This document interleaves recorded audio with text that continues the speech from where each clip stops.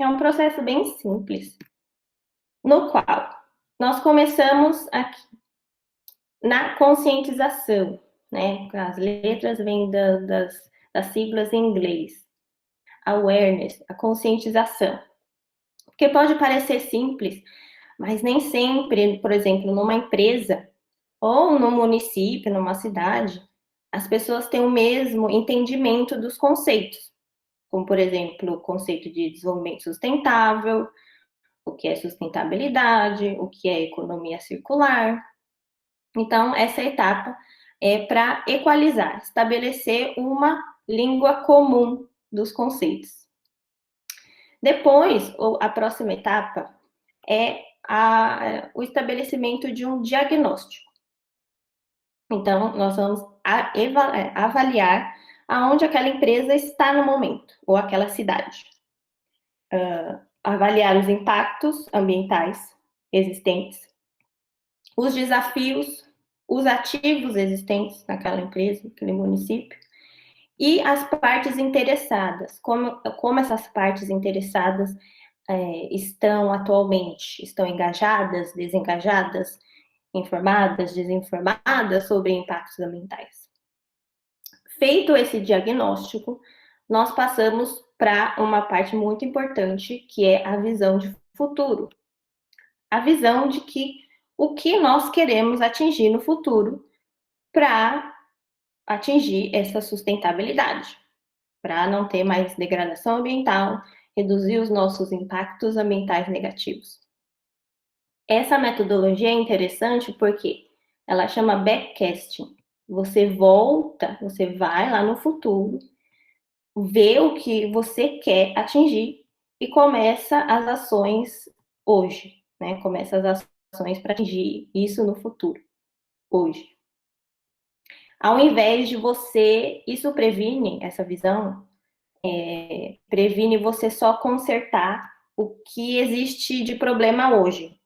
Você fez o diagnóstico e se você não olha para o futuro, pensando numa meta ambiciosa e possível, você vai começar só pelos problemas atuais e aí vai parar. Mas isso faz com que nós, né, vamos além disso, além dessas ações simples que nós temos que consertar no presente. E para você, né, para você ter essa visão do futuro, do que você quer atingir, você vai utilizar os 4 princípios, as condições sistêmicas que eu mencionei. Então, esse objetivo final tem que levar em conta essas 4 condições sistêmicas. Também tem que ter um princípio, né, o propósito e os valores principais. E a última etapa desse processo ABCD é definir as prioridades. Então, por onde vamos começar? Quais são as nossas prioridades?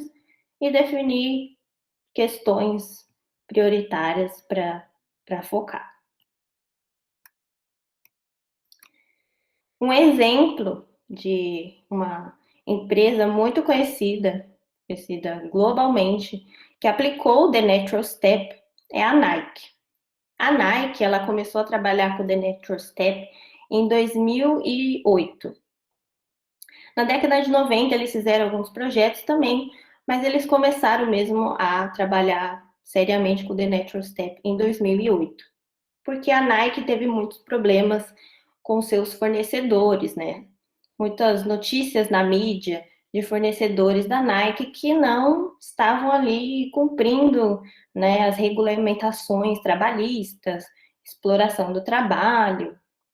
Então, a Nike, né, decidiu, né, tomar uma ação para isso. Eles decidiram começar a trabalhar com o The Natural Step. E o que eles fizeram? Eles criaram esse index dos materiais que eles usam para produzir os produtos da Nike. Esse index, ele classifica os materiais, classifica os impactos ambientais dos materiais utilizados. Então, eles queriam melhorar isso, e para isso, eles utilizaram o processo ABCD. e que é baseado nas 4 condições sistêmicas. Então, aqui eles começaram a conscientização com as 4 condições ecossistêmicas dentro da Nike, identificando os objetivos a longo prazo, depois as estratégias, né? Depois o diagnóstico, fizeram o diagnóstico, onde eles estavam hoje, problemas com energia, ineficiência de energia, consumo de água exacerbado, produtos químicos muito tóxicos nos produtos e também a geração de muitos resíduos. Então, avaliaram esse diagnóstico de onde eles estavam e colocaram as estratégias e ideias do que eles queriam atingir no futuro, que é ter a transparência na cadeia de suprimento, né, dos fornecedores. A Nike foi a primeira empresa a abrir publicamente a sua cadeia de fornecedores, né, a sua descrição, porque normalmente as empresas mantêm isso internamente, então eles abriram isso para o público. Depois, utilizar materiais não tóxicos, ou se tóxicos, que esses materiais sejam manejados de uma maneira correta. Eficiência energética, priorizar na fabricação desses materiais. E o consumo de água, reduzir o consumo de água. E para isso, né, priorizaram também, identificaram aqui as prioridades que eles tinham que seguir para a ação. Então, esse foi uma apresentação do que foi o The Natural Step. Espero que vocês tenham gostado e podemos abrir para perguntas. Eu quero dizer TAC, que significa obrigada, né, ou obrigado, não tem esse gênero aqui na Suécia. E muito obrigada, e nós podemos ir para as perguntas agora. Obrigada, Marcela, pela palestra, muito legal. Acho que a gente compara com o Brasil, né, e as ações realmente tem que iniciar, né? E eu falar para você, assim, o que tem que fazer. Brincando, o problema, na verdade, estão nas pessoas, né? É comportamental, né? Bom, vamos lá. Gostaria também, antes de iniciar as perguntas aqui, registrar um agradecimento à professora Annelise, né? Como havia dito, a professora, quando eu estava no projeto, iniciando o projeto, a professora ainda estava em fase de contratação, tá, professora? Por isso que não deu tempo de registrar no projeto, mas a professora Annelise também contribuiu bastante conosco aí nesse evento. Então, para iniciarmos agora, né, vou pedir à professora Alessandra, né, que inicie com as perguntas. Por gentileza, professora Alessandra. Bom, inicialmente, cumprimento o professor Lincoln, né, e todos os demais presentes, alunos, professores. Parabenizo a Marcela pela clareza na exposição e por trazer essa experiência internacional para a nossa universidade. Seja sempre muito bem-vinda. Bom, no Brasil, em termos jurídicos, a Constituição Federal tem diversas normas que cuidam do meio ambiente, particularmente o artigo 225, é um capítulo específico. Ali estão os princípios de toda a legislação ambiental no país. Entre esses princípios, um bem conhecido é chamado princípio do poluidor-pagador, que o agente econômico que polui, ele arca com o custo daquela degradação. É um princípio bem conhecido. Um outro princípio, que alguns até falam que deriva dele, ou que é mais amplo que ele, é o princípio do usuário pagador. Que, no caso, quem usa o recurso natural acaba pagando independentemente da degradação. Não é uma pena, não é uma penalidade. Só pelo fato de utilizar o recurso já paga por ele. No Brasil, para concretizar esse princípio, né, haveria o dilema, porque os mais vulneráveis economicamente seriam atingidos. Por exemplo, o uso racional da água, né? Então, existe esse dilema num país em que existe tanta desigualdade social. Na Suécia, Marcela, o usuário paga pelo consumo do que utiliza?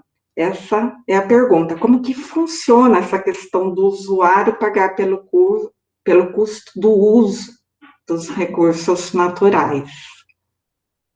Não sei se deu para entender a pergunta. Deu sim, né? Muito obrigada, professora.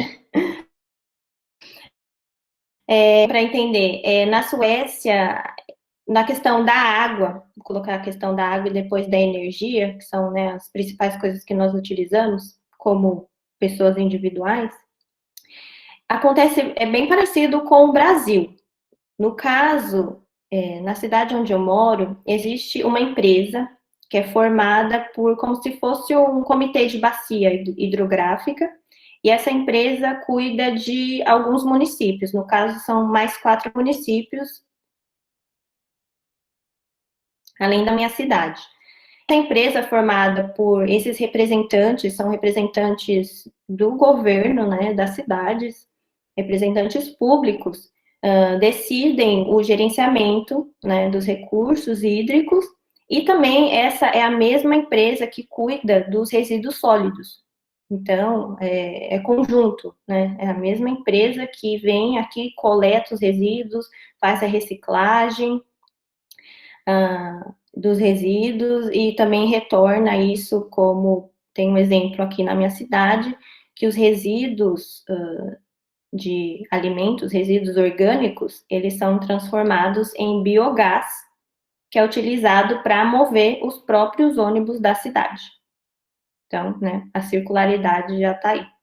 E no caso, aqui da Suécia, a cobrança pela água, ela funciona bem parecida como no Brasil, porque eles utilizam também aqueles medidores, né, de água, eles medem o consumo e você paga pelo consumo. Eu levantei aqui, só para ter uma noção do custo, né?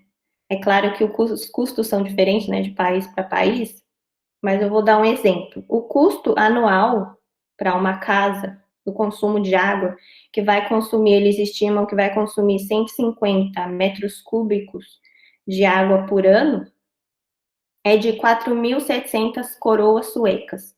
Isso convertido em reais, dá 3.000 reais, né, por ano. E por mês, dividindo ali por 12 meses, 250 reais por mês. Esse é o custo. E existe o custo também dos prédios, né, que eles estimam que um apartamento de 15 um prédio de 15 apartamentos vai consumir ali 2.000 metros cúbicos de água por ano. Ele tem uma taxa de 47.000 coroas, que vai dar 30.000 reais. Isso por mês, 2.500 reais. Então, é assim que eles cobram a água. A eletricidade aqui já é diferente. A eletricidade, ele é fornecida por várias distribuidoras. Então, existe aqui um mercado, né, abriu o mercado de eletricidade aqui na Suécia, se eu não me engano, na década de 90. E eles permitiram o surgimento de várias distribuidoras de energia elétrica. Então, você pode escolher. E no caso, na Suécia, existem 120 diferentes distribuidoras de energia e são misturadas. Existem empresas públicas e privadas. E o contrato de eletricidade também varia. Você tem contratos com preço fixo de eletricidade, você pode pagar o mesmo valor por 1, 2, 3 ou 5 anos. Você tem o contrato variável, que você paga de acordo ali com o consumo.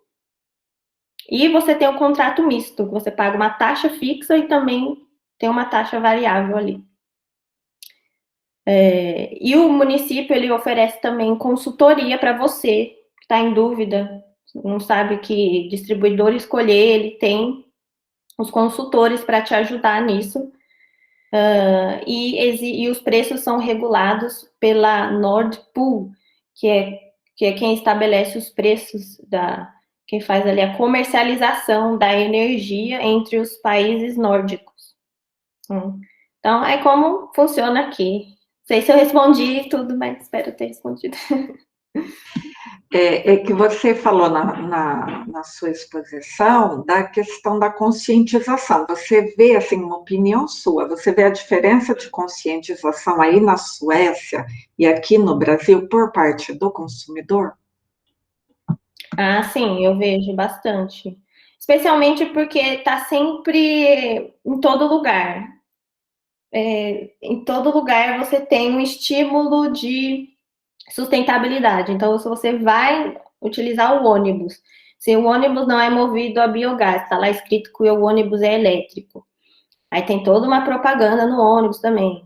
No mercado, tem os produtos orgânicos. Os produtos orgânicos aqui são possíveis de ser comprados, não são o dobro de produtos que não são orgânicos. Então tem esse incentivo. Então, todos os lugares que você vê, sempre tem esses incentivos para você tomar atitudes mais sustentáveis. Eu vejo, sim, essa conscientização muito na população aqui. Muito obrigada, Marcela. Parabéns pela sua exposição mais uma vez. Obrigada, professora. Obrigada, Alessandra. A professora Alessandra é nossa professora do CCSA, Marcela, da área de Direito, tá? Ela atende os 3 cursos, né? Administração, Ciências Contábeis e Ciências Econômicas, né? Então, ela é a nossa guru do Direito.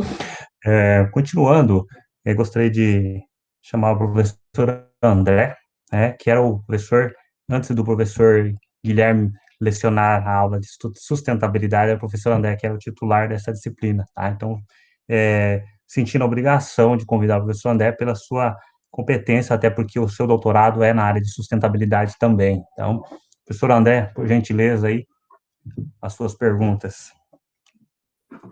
Boa tarde, professor Lincoln. Cumprimentando o professor Lincoln, eu cumprimento todos os outros colegas, parabenizando o Guilherme aí pelo contato com a Marcela, pelo convite. Eu acho que essas experiências elas são enriquecedoras, né, para nós como universidade, né, conhecer alguma coisa assim de alguém que está na vanguarda de sustentabilidade. E aí eu parabenizo a Marcela pela trajetória, né? Nós vemos que é uma trajetória bem sólida, né, de conhecimento na área, tanto acadêmica quanto profissional, né? Ela tem atuado nos 2 pontos, né, da questão da sustentabilidade e o entendimento, né, das questões assim. Se nós compararmos em um nível de sustentabilidade, nós estamos falando de um país como a Suécia, que é um benchmark mundial, né, das questões ambientais e das questões de sustentabilidade, e nós comparamos com o Brasil, que embora tenha uma legislação ambiental moderna, a professora Alessandra nos falou aí, todas as barreiras para a questão da sustentabilidade, principalmente ambiental, nós temos. Né? E você, dentro da sua palestra, citou algumas. Né? A questão econômica, né? Eu sempre brinco que pobreza e sustentabilidade não combinam. Né? E o Brasil é um dos campeões. Né? E o conhecimento que você tem de conhecer São Paulo, né? Que é uma cidade, uma grande metrópole, né, tem mais habitantes do que a Suécia toda, né, conhecer a realidade ambiental da Suécia, né, de São Paulo, e conhecer a realidade da Suécia. Então, aqui no Brasil, assim, pelo que nós conhecemos um pouco de sustentabilidade, nós discutimos muito sustentabilidade nas universidades, discutimos sustentabilidade na política, a questão ambiental está em voga, né, a questão Amazônia aqui no Brasil, por vários motivos, mas nós esquecemos de fazer a tarefa de casa, né? E eu gostaria de saber, depoimento seu, de como essa questão de sustentabilidade, essa questão ambiental funciona, né, na educação ambiental das crianças na Suécia, né, na educação básica e no ensino médio. E porque nós aqui trabalhamos nas consequências, mas não trabalhamos muito nas causas. Eu queria um depoimento seu de como isso ocorre aí na Suécia. Não sei Exato. se Muito você obrigada. entendeu. Fui Entendi. claro. Então tá. Entendi. Entendi, sim. Muito obrigada pela pergunta. Na Suécia, a questão da educação é uma coisa bem séria, né? A educação ela é gratuita para crianças entre 6 a 19 anos. Totalmente gratuita. Não paga nada. Ao invés disso, as crianças também recebem uma mensalidade, vamos dizer assim, um auxílio por mês do governo até que eles completem 19 anos, né? Que aí tem pelos pais, né? A criança não vai faltar nada para essa criança. E aqui na Suécia, o que eu reparei, eu até moro próximo de uma escola, acho que é uma pré-escola. Eles adotam a educação ambiental muito ao ar livre, né? O contato com a natureza, o quão importante é esse contato. Então, eu reparo que tem um parque aqui perto e pelo menos 3 vezes por semana, sempre as criancinhas estão lá. Eu até separei uma figurinha aqui, que é assim que eles andam com o casaquinho, o refletor, para a professora ver.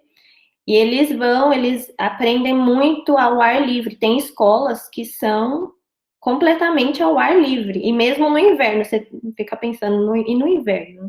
No inverno eles andam com um macacão, assim, bem protetor. E eles ficam lá ao ar livre também, nem que esteja bastante frio, fica lá brincando. E eles aprendem muito com esse contato com a natureza, né? Então, se você tem um contato com a natureza desde criança, você aprende que aquilo é valioso e faz bem para você, você vai aprender a respeitar aquilo. Né? Você vai crescer respeitando aquilo e dando o valor também. Então, essa questão é o que eu observo muito, assim. Ao ar livre, contato direto com a natureza é muito forte aqui.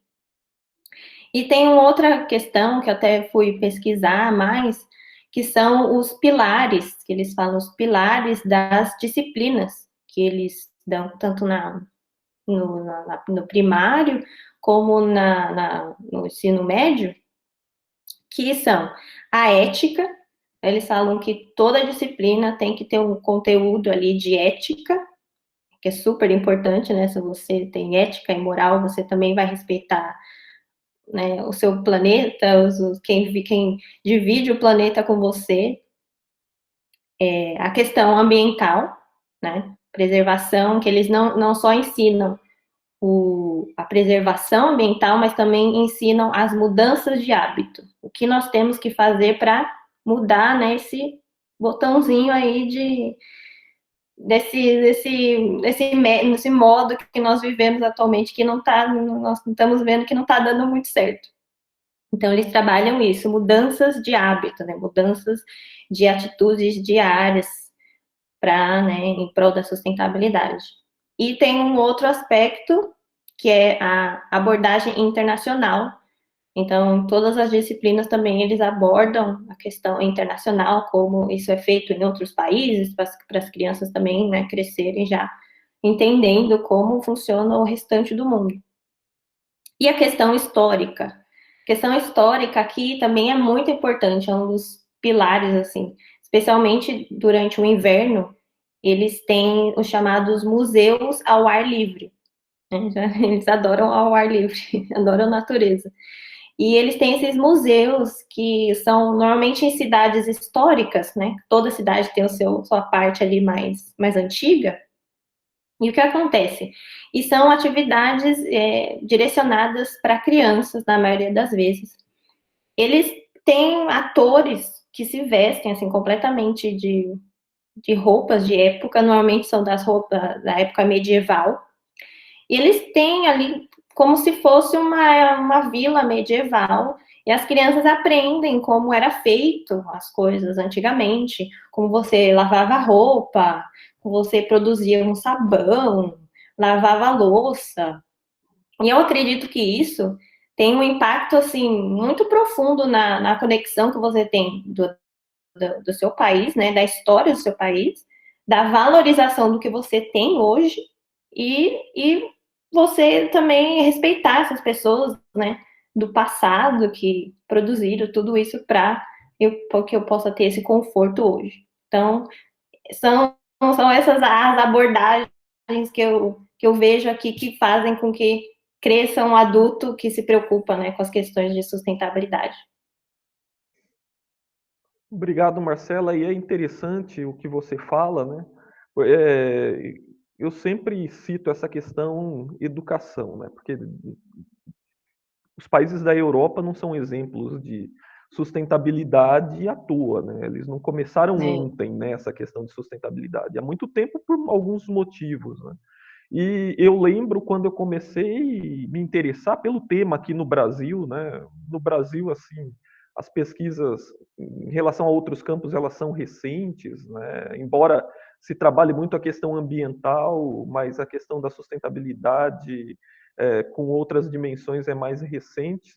Nos livros textos, assim, os exemplos eram muito de empresas suecas, né? Volvo, né, como exemplos de sustentabilidade. Então, nós vemos que o que nós estamos discutindo aqui agora, aí já discute há muitos anos, né, por alguns motivos óbvios. E eu acredito que tudo isso que você passou falando a respeito da pré-escola, né, da educação básica, do ensino médio, ele reflete nas empresas, né? Aqui nós queremos colocar a sustentabilidade, implantar assim, né? Como outros assuntos na empresa. Agora nós somos uma empresa sustentável, né? Quando lá isso é uma questão cultural, né? Mais ou menos como o movimento da qualidade total, que o Lincoln conhece bem lá no Japão, quiseram implantar aqui no Brasil como a varinha do condão. Agora nós somos uma empresa que tem qualidade total. E aí nós tivemos alguns casos positivos, mas muitas desilusões. Mas muito obrigado, tá? Parabéns pela sua trajetória, né? Eu acho que vai ser importante para nós, né? Para a universidade discutir isso e para os alunos, né? Na questão de educação para esse tema. Muito obrigada, professor. Agradecer ao professor André, nosso guru aí da sustentabilidade, né?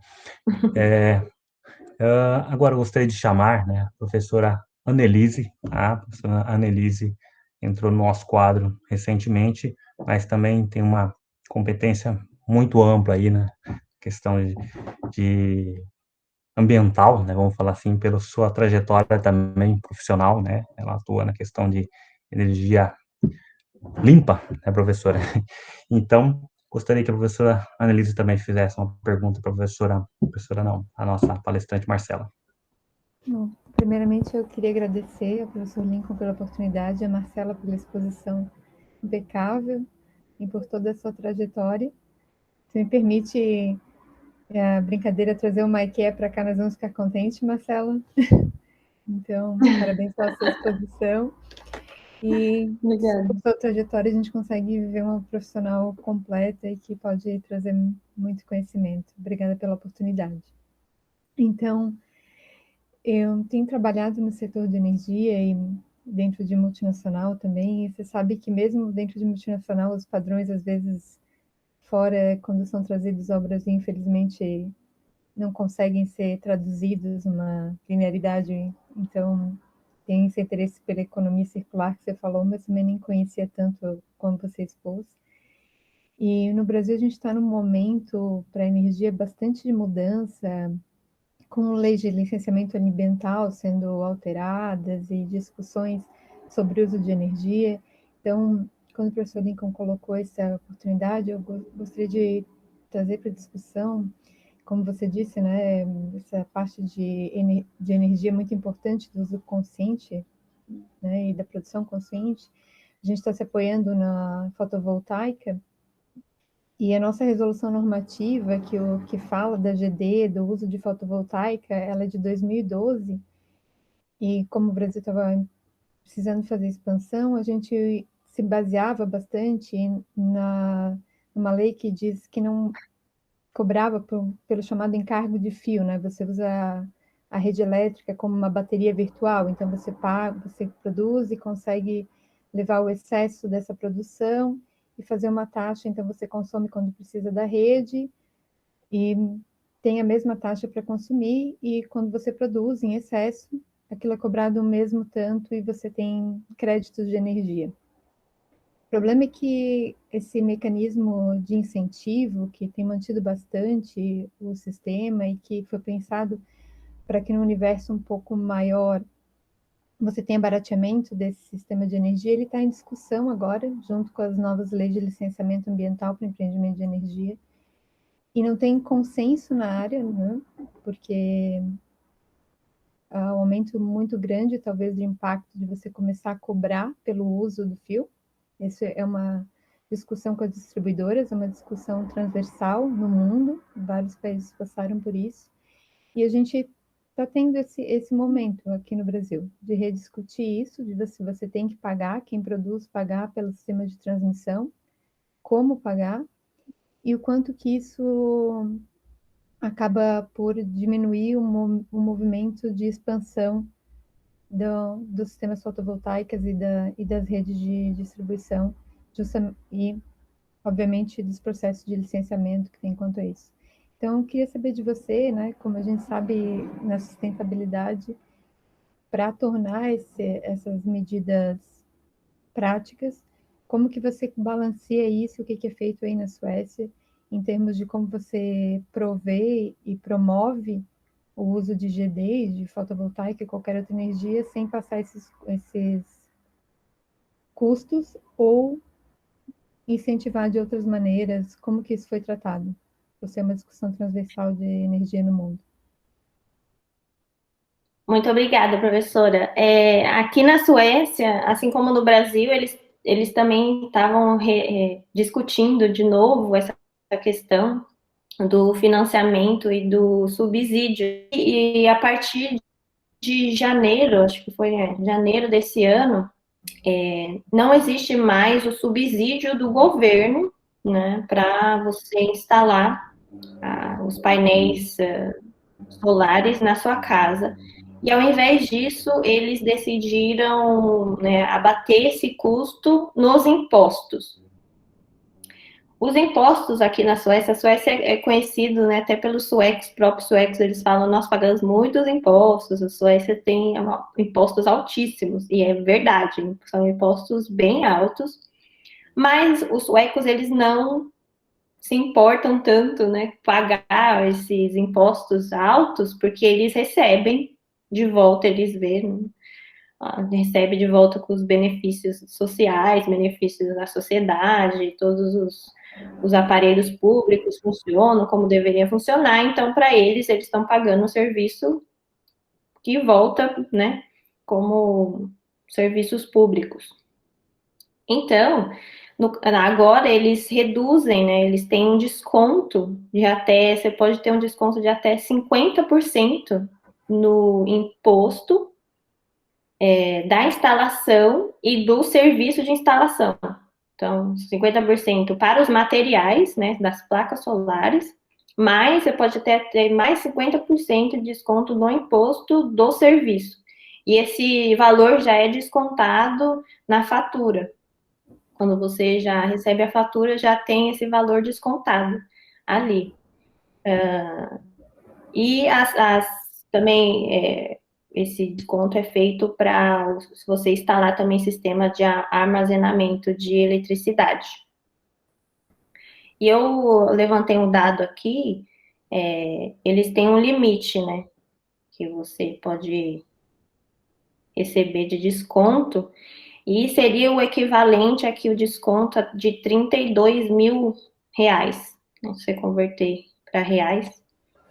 E no caso de você mandar energia, né, para a rede, você também recebe esse valor, como você mencionou, Você recebe esse valor se você produzir esse excedente aqui, e você pode receber até, tem um valor máximo, você pode receber até R$ 11.000 por ano de volta esse excedente que você produziu. Então, esse estado que está atualmente, eu percebo também que eles estão discutindo isso, a melhor maneira de fazer isso, já dá para perceber que eles mudaram o subsídio, né, para essa redução aí no imposto, que é significativo, já que os impostos são bem altos. E existe também um incentivo, que é muito importante, os incentivos se você instalar carregadores de carros elétricos. Os carros elétricos também têm um grande incentivo aqui.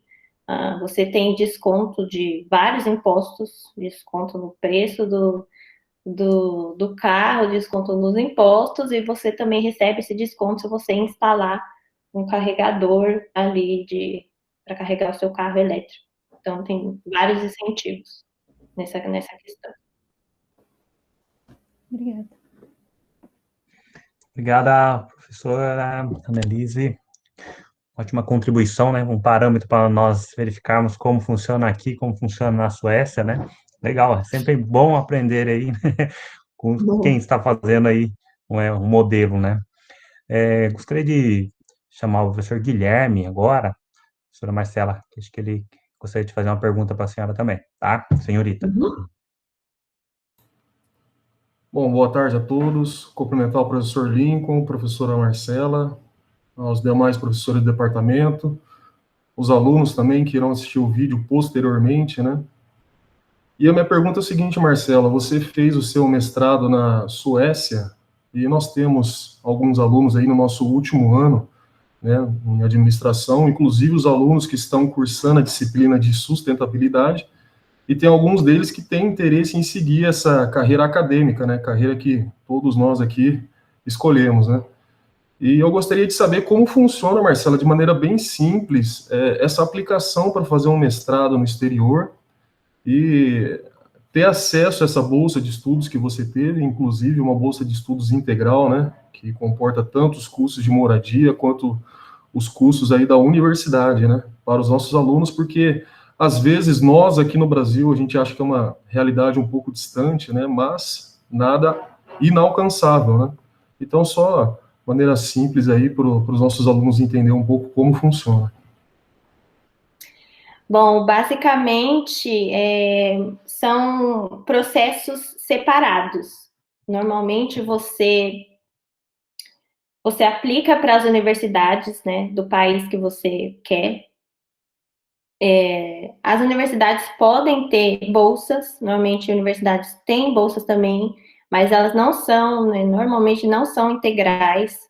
Podem aí reduzir o custo da mensalidade em até 70%, mas aí você tem o custo da moradia também, se você não tiver bolsa, e ainda tem que pagar o restante da mensalidade, né? Tem essa opção. E aí você aplica para a universidade, né? Você manda seus documentos, tudo.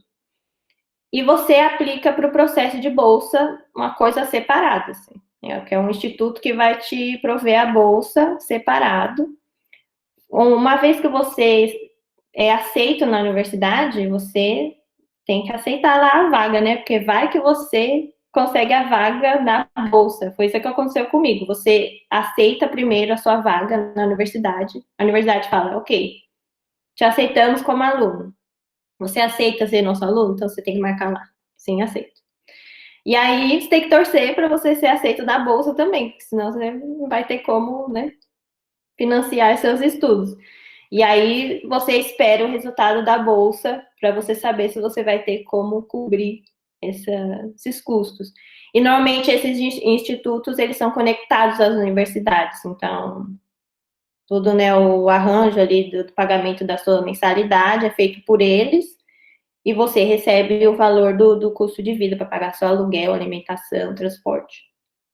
Mas na aplicação você normalmente tem que traduzir os seus documentos, né, para o tradutor juramentado, seu diploma, as suas notas, seu histórico da universidade, com as notas. Você traduz isso, produz uma redação Eles normalmente perguntam por que que você quer estudar nessa universidade, por que que você quer estudar nesse país. Então, você tem que ser cativante na sua redação, você tem que falar, né, real, né, falar a realidade, e também chamar a atenção ali dos selecionadores, né, porque imagina, eles recebem milhares de aplicações. E também, no meu caso, nessa bolsa específica do Instituto Sueco, existem outras bolsas em outros países.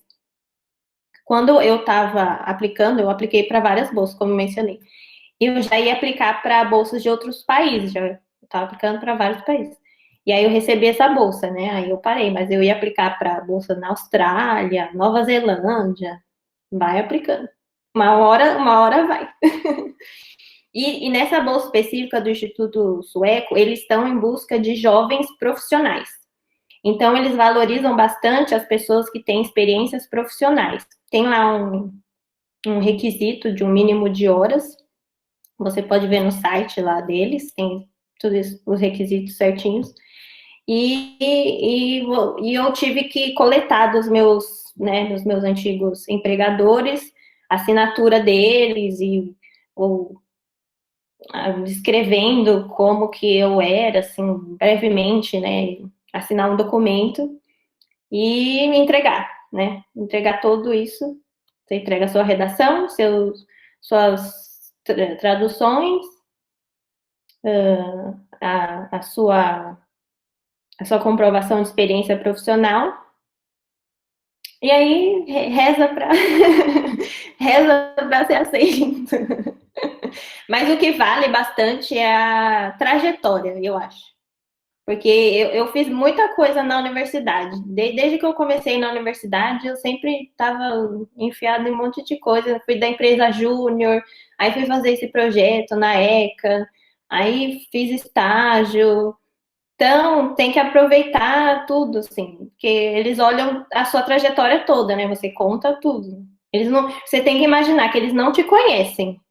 Nunca ouviu falar. Você tem que cativar e contar a sua história para aquele selecionador te conhecer melhor e te selecionar e falar, essa pessoa vale a pena selecionar essa pessoa. Muito obrigado, Marcela. Ok.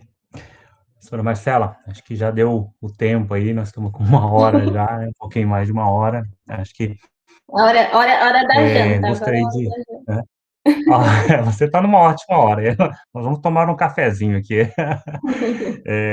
Eu gostaria, novamente, né, de agradecê-la, né, pelo ter aceito o convite. O professor Guilherme, né, mencionou, né, você e até falou assim, dá uma olhadinha que tem um canal no YouTube. Aí eu fui assistir os teus vídeos, né? Falei, nossa, legal, bacana, né? E assim, foi bem divertido, porque eu vi que tinha vários vídeos, eu comecei a assistir os vídeos e é bem interessante, né? Recomendo ao pessoal, dá uma olhadinha também, é legal.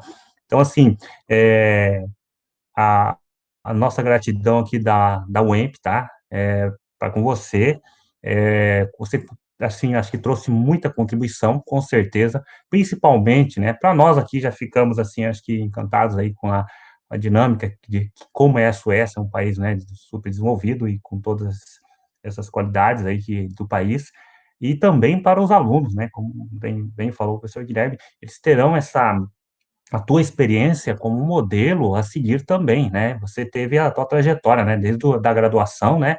Até o seu mestrado e aplicou realmente o que você aprendeu tudo na tua profissão. Então, isso é muito bacana, né? Dificilmente a gente consegue seguir essa trajetória da graduação, né? E a gente acaba, às vezes, no meio caminho mudando de opção, mas você seguiu, como a gente fala em administração, teve um alinhamento estratégico mesmo, né, de seguir aquilo que você estudou. Então, parabéns aí pela tua trajetória, muito bonita, tá? E deixo aqui, né, um forte abraço a você e minha gratidão. Se algum professor quiser manifestar alguma coisa, fica aberto aí, mais uns minutinhos. Tranquilos? Tranquilo? Então tá joia. Marcela, então, Eu que agradeço, muito obrigado. agradeço muito o convite, prazer em conhecê-los todos, mesmo que virtualmente. Muito Acho que a agradecida. professora Márcia Ah, tá. Professora Márcia quer falar alguma coisinha. Fala, Márcia. Eu só queria também, como os colegas, cumprimentar a Marcela e agradecer por trazer para nós essas experiências tão ricas, né? Se para nós já salta aos olhos, imagina para os nossos acadêmicos. Então, agradecer muito a contribuição. Gratidão. Ok. Mais alguém gostaria? Algum professor? Tranquilo? Dani, Parabéns fala, Dani. aí, Marcela, né, obrigado aí pela sua disponibilidade de estar falando sobre um assunto tão importante, acho que para a humanidade, né, contemporânea aí, para os nossos alunos, para a gente foi muito enriquecedor, né? Nosso muito obrigado aí por você estar enriquecendo aí o conhecimento de todos nós, ok? Um grande abraço aí. Obrigada. Tá aberta a palavra ainda. Alguém mais? Fala, Letícia. Letícia é nossa professora turista. Marcela, você não sabe. Ela já conheceu metade do mundo só, né? Eu tô agora querendo E conhecer para lá, né? Suécia. Conhecer a Suécia, tô precisando. Eu fiz meu mestrado também em gestão e sustentabilidade, Marcela, então é um tema que eu gosto bastante. Não foi à toa, né, que a Conferência de Estocolmo foi tão reconhecida, né? Com certeza já escolheram aí a Suécia não à toa, né? E mais interessante do que estudar a sustentabilidade é vivenciar essas práticas, né? Desde das crianças, como você bem comentou. Então, muito interessante toda a sua fala. Fiquei aqui com vontade de ir agora conhecer. Obrigada, viu? Obrigada. Ô Lincoln, se a Letícia for para a Suécia, vai perder ela lá. Não vai É Eu não volto. parecida com Eu não Suécia, volto. parecida. Não é, Marcela? Nós vamos perder uma Já docente. Eu tem não volto mais. parece sueca já. Eu só... Isso é uma preocupação. Melhor você não ir, Letícia. Fica por aqui mesmo. Vai para outro país, tá? né? Vamos trazer a Marcela para o EMP, isso sim. Seria a melhor opção. É Obrigado, verdade. Letícia. Obrigada. Fala, professor Luiz Eduardo. Olá, olá colegas, olá Marcela, parabéns pelas palavras aí, pela explanação para a gente. E a gente fica entusiasmado, né, quando a gente vê um aluno que vai além, né, do tradicional. Né? Então, o que você contou aí, que o professor Guilherme perguntou a respeito de como a gente chega mais longe, né? Então, assim, é importante até para os nossos alunos eles prestarem atenção que a gente precisa, para ir além, a gente precisa também fazer além, né? Quem quer ir mais longe tem que também andar mais longe, né? Enquanto parece que não, mas esses passos pequenos que a gente dá na graduação, né? Participar de um evento, fazer um trabalho extra, uma iniciação científica, contribuir com uma empresa júnior, né? Fazer um curso à distância, né? Mas à distância mesmo, ir à distância buscar um curso, né? Participar de um evento de integração com alunos e tudo mais. Isso é uma coisa que faz, né, mudar o interesse. Né? E você está trazendo para a gente uma realidade, né, que a gente observa. Né? Os alunos que a gente vê se destacarem são sempre aqueles alunos que, quando entram na universidade, a gente já percebe, quer participar de tudo, quer colaborar, semana de extensão ele quer ajudar, ele vai fazer estágio, ele contribui. Né? Então, a sua trajetória é uma trajetória, né, onde você está chegando, e eu acho que você ainda está num começo, né? Tem muita coisa para acontecer, mas você está demonstrando na realidade, né, o exemplo que os nossos alunos, né, e acho que todos os alunos de universidade deviam seguir. Né? A graduação não é só ir na aula, né? A graduação vai além. Né? Quem quer ir além tem que fazer além. Bacana, gostei da sua experiência, né? Do compartilhamento que você fez para a gente da sua experiência. Muito legal, parabéns, viu? Obrigada, professor. É exato, cada coisa que você faz conta muito, vai contar bastante. Aproveite todas as oportunidades. Obrigado, professor Luiz Eduardo. Algum professor mais gostaria de ter uma palavrinha? Tranquilo? Então tá, joia. Então, Marcela, oi? Alguém? Vamos ficando por aqui. Acho que uma saudade, porque a gente fica imaginando como é a Suécia, né? Como seria estar lá, né? Quem já viajou para outros países de primeiro mundo sabe que você vai, que vontade de ir mais vezes, né? E, então, assim, fico imaginando. Gostaria também, mas pode ficar tranquilo que eu volto. Agora, a Letícia, não sei se voltaria, né? Mas, só que eu acho que, como você disse, pelo custo de vida aí já me desanimou. Aí é só para a Letícia mesmo, a Letícia que gosta de viajar o planeta, né? Não é perto, né? É o planeta, ela vai para muito longe mesmo. Então não dá para mim não, mas tudo bem. Pessoal, foi muito bom aí, né? Todos os professores aí, todos, né, que foram participaram do projeto, estiveram presentes. Sou muito grato a vocês, contribuíram bastante, né, direto ou indiretamente, estando aqui perguntando, né, contribuindo também com a experiência, isso é fantástico. Eu acho que a experiência da Marcela aí vai incentivar os nossos alunos a buscar algo a mais, conhecer outros países, né, e aprender, e quem sabe, de repente, Marcela talvez está lá hoje, mas de repente daqui uns anos retorne ao Brasil trazendo toda essa tecnologia, né, para nós aí. Eu acho que isso é importante, esse conhecimento. Então, quem sabe os nossos alunos também façam esse caminho, tá? Então, fico aqui agora encerrando a nossa reunião, vamos falar assim, um bate-papo. Agradeço novamente, Marcela, espero que nos encontremos em outros momentos também, tá? E agradeço a todos os professores pela contribuição, tá? Boa tarde a todos, então, Gratidão, muito Marcela. obrigada. Boa tarde, gente. Um abraço. Tchau, tchau, pessoal. Muito obrigado. Tchau, Marcela. Tchau. Eu quero agradecer novamente à Universidade Estadual do Norte do Paraná, a todos os professores envolvidos. Muito grata pelo convite, eu adorei dar essa palestra para vocês. Espero que você também tenha gostado. Deixa aqui nos comentários o que você achou da palestra, que eu quero muito saber. Deixe o seu like também se você gostou desse vídeo. Se inscreva no canal se você ainda não é inscrito e até o próximo vídeo. Tchau!